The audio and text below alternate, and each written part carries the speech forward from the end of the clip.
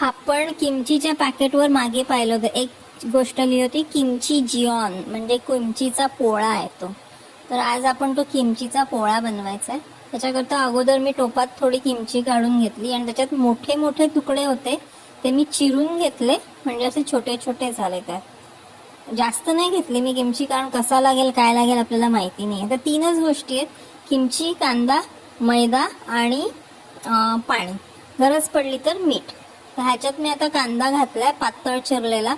एक अख्खा चिरला होता मी, पण पूर्ण नाही घेतला कारण किमचीच्या प्रमाणातच घातला, उगाच कांद्याची चव नको लागायला. आणि तो कांदा मी खूप धुवून घेतला होता चिरल्यानंतर.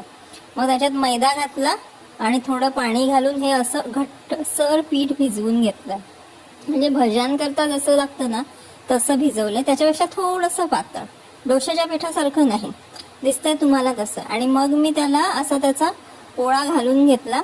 तव्यावरच घालायचा असतो, पण मी ह्याच्यावर घातला, माझ्याकडे रोटी मेकर होता म्हणून मग मी त्याच्यावर घालून बघितलं, म्हटलं बघूया कसा होतो ह्याच्यावर. आणि मग थोड्या वेळाने त्याला पलटला.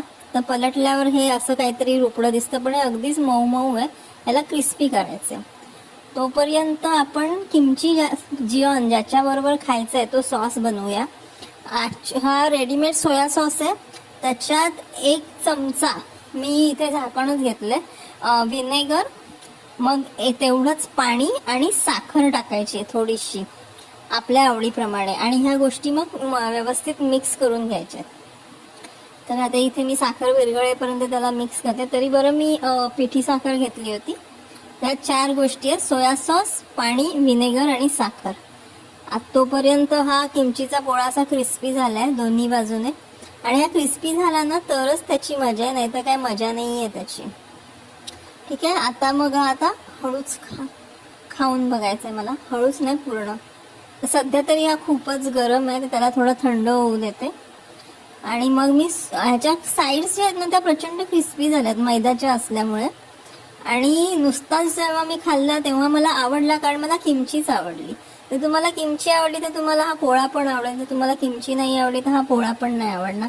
पण जेव्हा मी ह्याला त्या आपल्या सॉस बरोबर खाल्लं तेव्हा तो अप्रतिम लागला, अप्रतिम. म्हणजे तुम्हाला किमची आवडो अथवा न आवडो, तुम्ही जेव्हा त्याला या सॉस बरोबर खाल ना तेव्हा एक्सलंट. ज्याला किमची नाही आवडत त्यालाही आवडेल.